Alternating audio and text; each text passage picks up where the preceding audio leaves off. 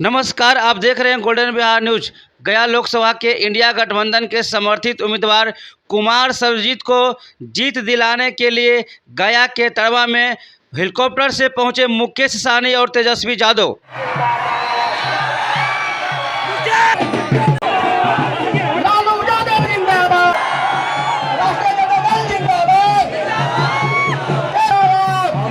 साथियों, ये चुनावी सभा है, लेकिन आज हम लोग मानते हैं कि हम लोग देश की आज़ादी की लड़ाई लड़ रहे हैं। साथियों, ऐसे तो हमारे पूर्वज ने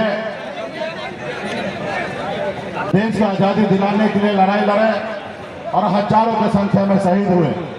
हमारा देश आज़ाद हुआ।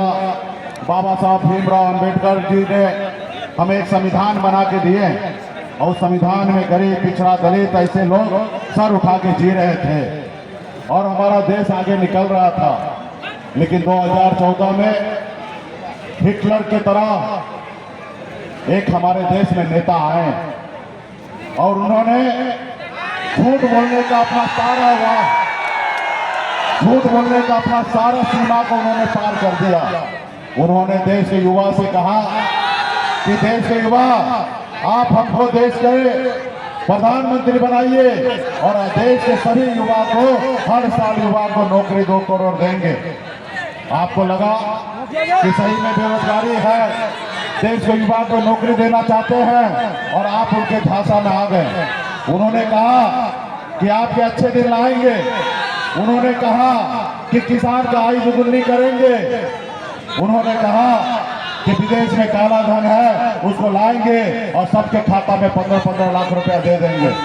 इसलिए साथियों, आप और हम उनके बातों में फंस गए और उनके फंसने के बाद आज देखिए, आज हमारा देश का युवा जो है बेरोजगार है, रोड पे घूम रहा है। आज उनका कोई व्यवस्था देखने वाला नहीं है। उसके बाद देश से कितना पैसा काला धन बनकर विदेश में चला गया है। हमारा किसान परेशान है, देश के युवा परेशान है।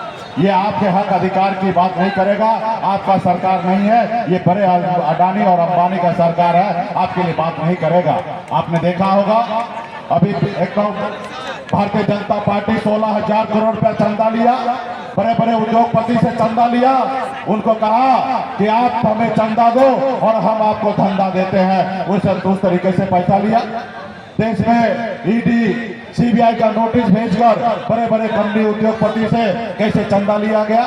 इसलिए साथियों, ये आपका सरकार नहीं है, ये आपके लिए लड़ाई नहीं लड़ रहा, ये बड़े बड़े लोगों के लिए काम कर रहा है। साथियों, इसके लिए जरूरी है इसको बदलने का। साथियों, इसलिए आप देखिए ना, हमने बिहार में बहुत मेहनत किया, 4 विधायक बनाया, हमारे विधायक को खरीद लिया, हमको सरकार से बाहर कर दिया जो सरकार हमने बनाया था। अगर हम 2020 में नीतीश जी को समर्थन नहीं देते तो बिहार में मुख्यमंत्री नीतीश कुमार नहीं बनते। ये हमारी ताकत था, लेकिन उन्होंने हमें सरकार से बाहर करके हमारे विधायक को ले लिया। इसलिए साथियों, आज हम लोग लड़ाई लड़ने के लिए आए हैं। लालू प्रसाद यादव जी के विचारधारा पे आए हैं, उनके लिए हक अधिकार के लिए लड़ाई लड़ रहे हैं। आज बताइए, एक योजना है देश के युवा के लिए, अग्निवीर योजना, जो हमारे देश के युवा हंसते हंसते सरहद पे जाते हैं, देश की सुरक्षा करने के लिए, देश की रक्षा करने के लिए वहां पे जाते थे। लेकिन मोदी जी ने क्या किया, अग्निवीर योजना सिर्फ 4 साल के लिए लाए।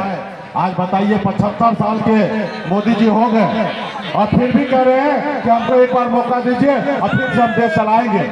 और आप बताइए, वो योजना ऐसा है कि 18 साल में आवेदन कीजिए और 22 साल में रिटायरमेंट हो जाइए। यानी कि हमारे देश का युवा 22 साल में रिटायर हो जाए, लेकिन मोदी जी 75 साल के बाद भी देश को चलाएंगे। जिस समय में हरे रामा हरे कृष्णा का जाप करना चाहिए, ऐसे समय में वो देश चलाएंगे। इसलिए साथियों, ये आपका नहीं है। इसलिए हम लोगों ने निर्णय लिया है, हमारे सरकार दिल्ली में बनेगा और बिहार में तेजस्वी जी के नेतृत्व में बिहार में अगला सरकार बनाएंगे। साथियों, आपने देखा नीतीश कुमार जी हमारे गठबंधन में तेजस्वी जी के साथ आए तो कैसा परिवर्तन हुआ। 5 लाख युवा को सरकारी नौकरी मिला। सामाजिक न्याय के लिए, मजबूती के लिए जाति आधारित गणना हुआ, जिसमें तमाम हमारे SC, ST, OBC, अति पिछड़ा वर्ग का आरक्षण का दायरा बढ़ाया गया। इसलिए साथियों, आने वाला समय में बड़ी लड़ाई है। एक एक कार्यकर्ता, एक एक युवा अपने आने वाला पीढ़ी के लिए, अपने बच्चे का भविष्य के लिए संघर्ष कीजिए और ये सरकार को बदलने का काम कीजिए, सारी सरकार को बदलने का काम कीजिए। इसलिए तमाम हमारे गठबंधन के सभी नेतागण को बहुत बहुत धन्यवाद, क्योंकि यहाँ से 5 कार्यक्रम और है, तो इसके लिए बहुत बहुत धन्यवाद आप सभी को देता हूँ। बहुत बहुत धन्यवाद। अल्पसंख्यक